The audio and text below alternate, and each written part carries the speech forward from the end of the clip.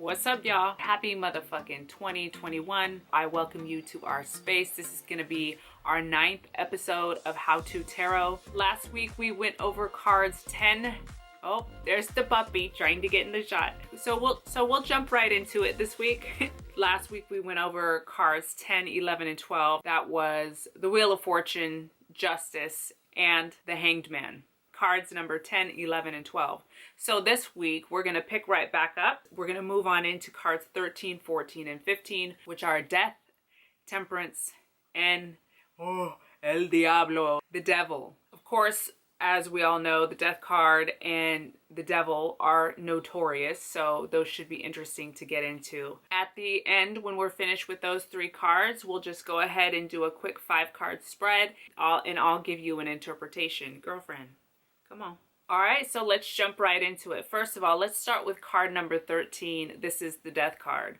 The Death card is associated with the sign of Scorpio. The number of the Death card, like I said, is number 13. And the number 13 gets a really bad rap. But if you reduce it down the way you would in numerology, it reduces down to a 4 because 1 plus 3 equals 4. Death is a necessary part of our life so that we can rebuild. 4 is a very foundational number. Tables are built on 4 legs, and chairs are built on 4 legs. So the Death card is a cornerstone card. It's a cornerstone part in our human evolution, in our human existence, in our incarnation. I just really want to stress to you, if you're reading other people, to really find a way to make this card feel empowering and feel digestible for the person. You can never leave somebody after a reading feeling scared. So you always bring the Death card back around in a way that's palatable and manageable. And more than anything, you really want somebody to feel like they can handle this. So the Death card is a very important catalyst for change. Remind the client that there's nothing that life would give them that they can't handle. And the Death card, quite simply, is about endings. One thing I noticed in the Death card that I thought was pretty interesting was if you look to this, about the middle of the card, halfway down, and to the right, the scene looks strikingly similar to the Moon card. The Moon card is about 5 cards down, and the Moon card is labeled number 18. So just kind of symbolizing to me that with the death process, we realize that we will have to go through a phase that feels uncomfortable. The Moon card represents feeling crazy, and yet us being able to go deeper into our intuition and our psychic abilities. The Moon card represents a time that is dark and unknown.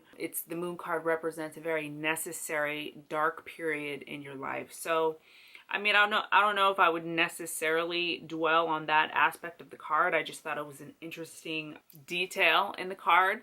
But just for me personally as a reader, I'm like, okay, it helps me have this kind of deeper understanding of what the card means. Some of the key words for the Death card are mortality, transformation, and change, okay? So the Death card is the bringer of necessary change, okay? So whenever we see the Death card, we know that something is about to shift, and it's going to be kind of a fast, quick shift. It's going to be something that the client was not expecting to happen. In one of my books here, it says that the Death card does not foretell anybody dying.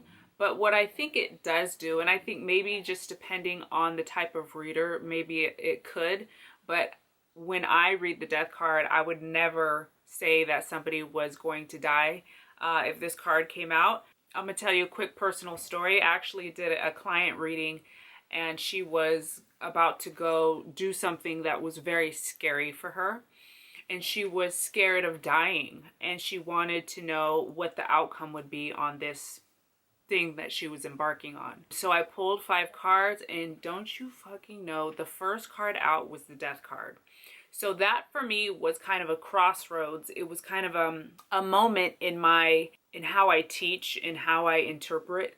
And sometimes the Death card can simply be a reflection. The cards are always a representation and a mirror of the energy you're putting out there. So I let her know that because she had such a strong fear of death, that's why that card came out. I later on did hear from her, and she made it through, and she was fine, and she did not die.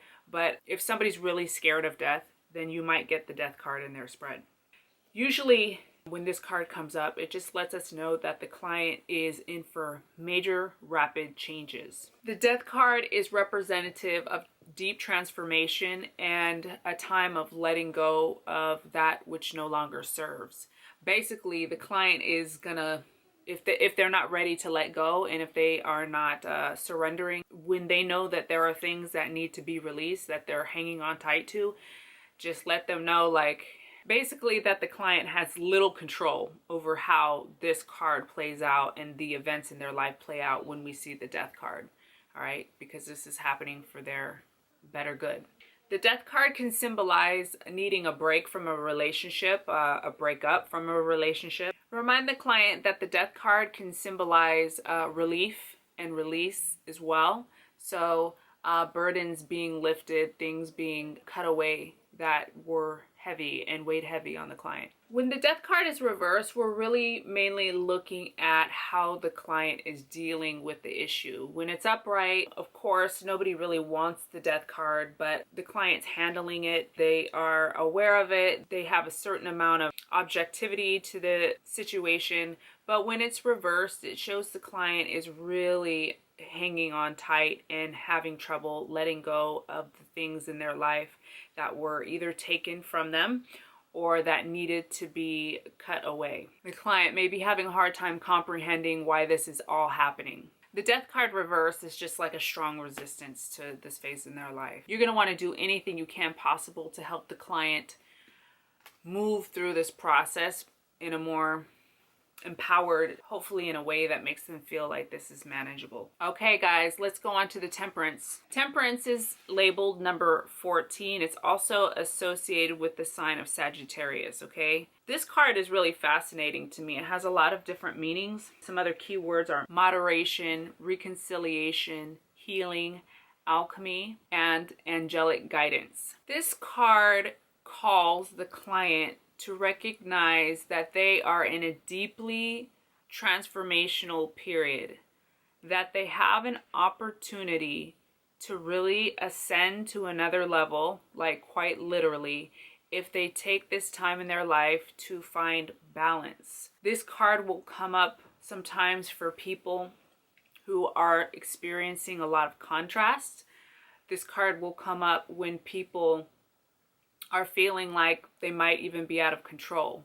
This card for me symbolizes finding peace and middle ground during times when things are really chaotic. If you look at the card, the balance between the water and the two cups, the balance of 1 foot on the rocks, 1 foot in the water, the balance of the wings. This angel's Archangel Michael, which is the protector angel, one of the few cards in the deck that have an archangel. So it's very important that the client knows that they're being protected. This card lets us know that new horizons are available for the client, but it's key that they are moving through this process in a way that provides not engaging in the highs or the lows. So let's say they're going through something in their family where there's a lot of chaos and there's two conflicting sides.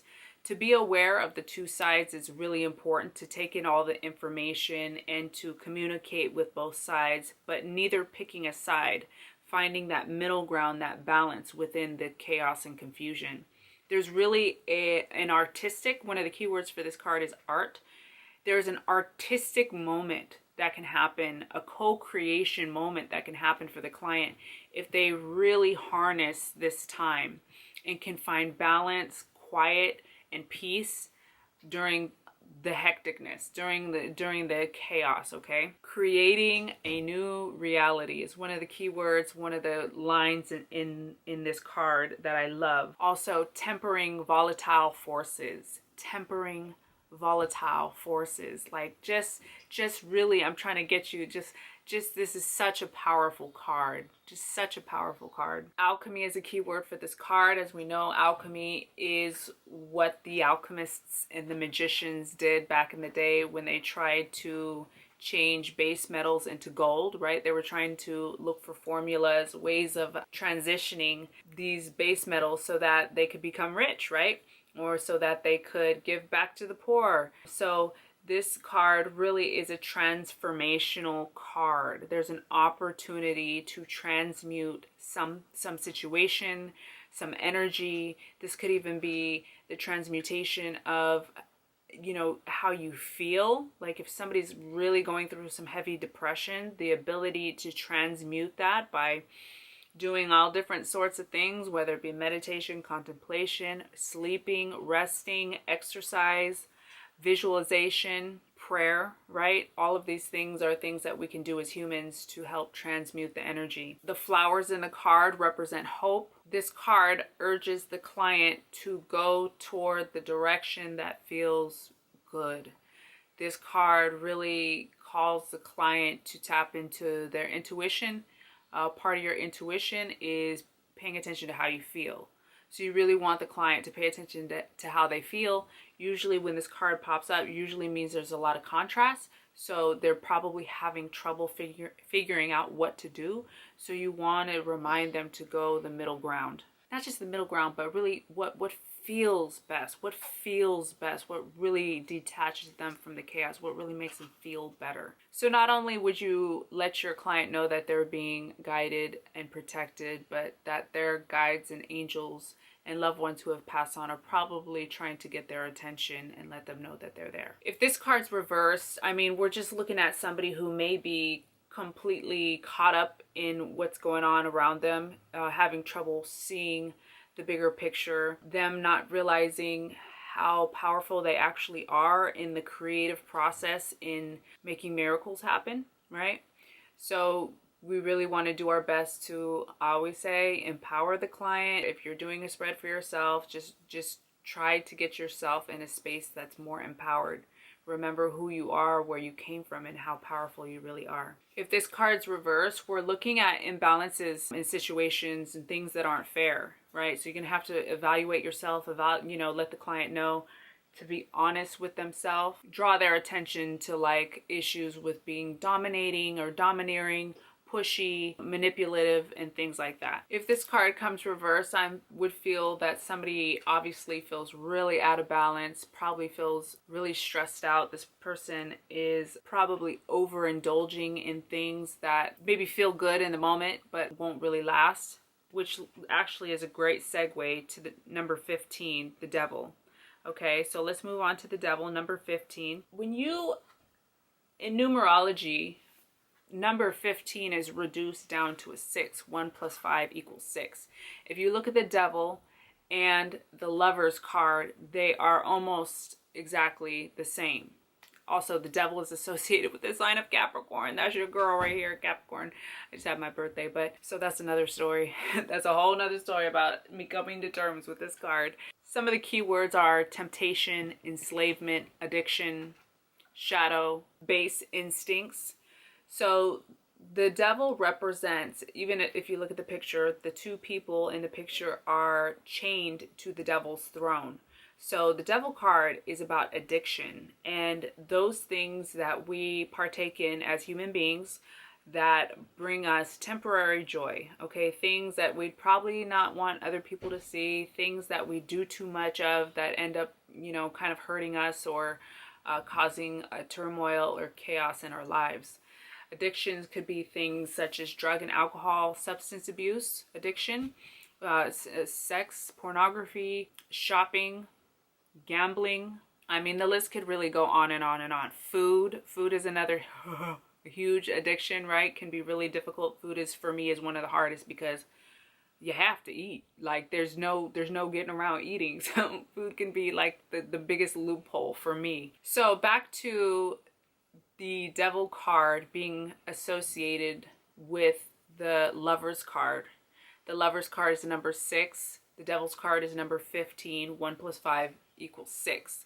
So they're associated. If you look at the pictures, you put them side by side, they almost look the same, right? They both have this figure in the sky. One is an angel, one is a devil. They both have these wing type shapes. They both have the two naked people down below. except for on the Lovers card, the naked people are free, and on the Devil card, the naked people are chained to the Devil's throne. The Lovers card, there's a lot of color, and in the Devil card, the predominant color is black, right? So they're very similar. So we look at themes about overindulging, right? Too much of something can be bad. The Devil card can come up when people have secrets or they're doing things they feel really guilty about. The Devil card can even just come out when people feel a tremendous amount of guilt.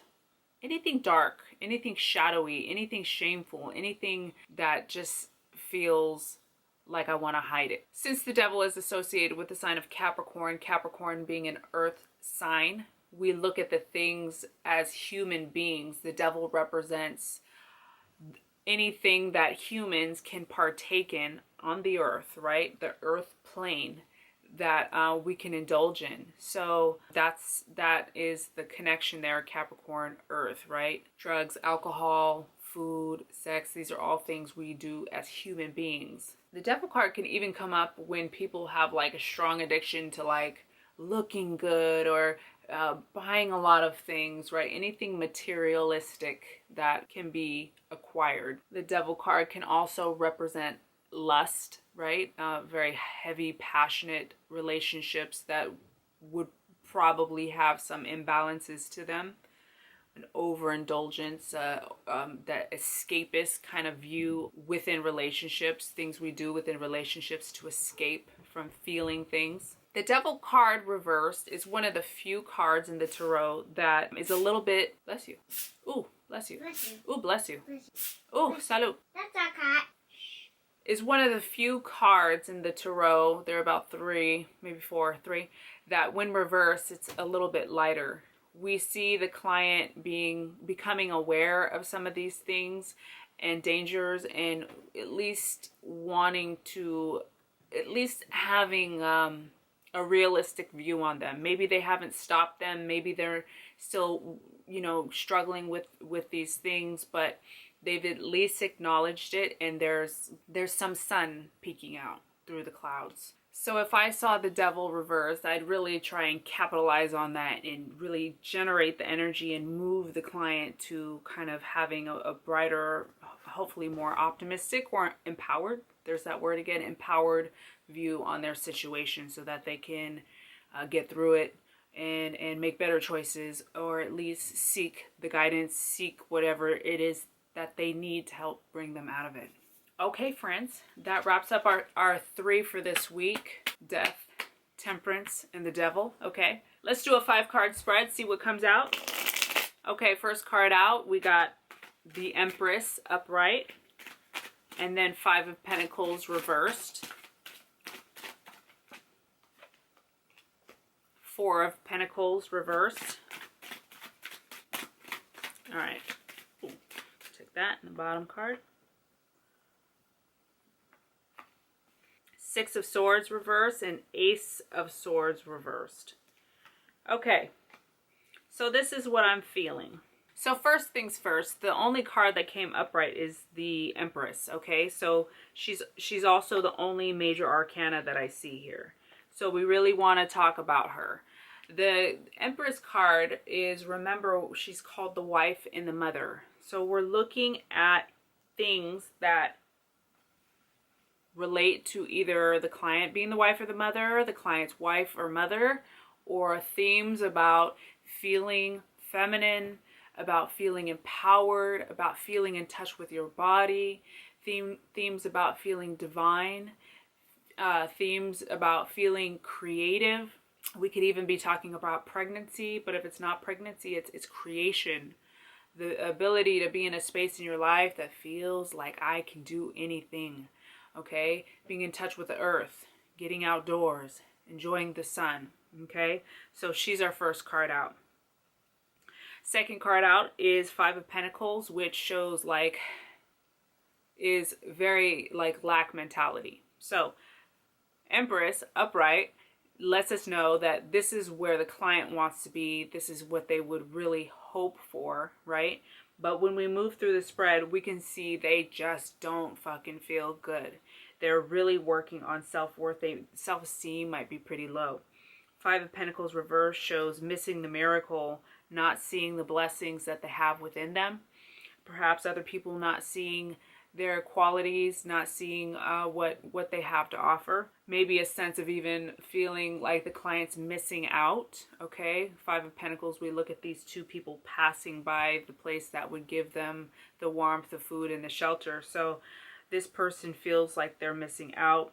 They have a tendency to, the third card here, Four of Pentacles in the center, they have a tendency to hold on really tight and feel like they can't relax because they're always scared that they're gonna lose, that they're gonna miss out. That holding on really tight mentality is almost a block to their blessings, because in order to generate kind of more of this free light energy, we have to be able to surrender and release. So we want to point the client to issues. We want to draw their attention toward reminding them to kind of learn to relax a little bit, to let go, to not be so worried about some of these things. Yeah, bottom of the deck, Three of Pentacles reverse. I was like, I need more information.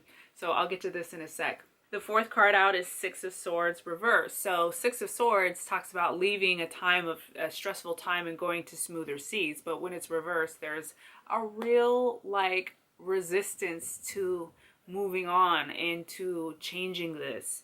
The card after that, Ace of Swords reverse. So they still got an ace. Aces always trump the heavy cards, but it came reversed. So Spirit's trying to come in. They're trying to get their attention. They're trying to come in and clear their perspective.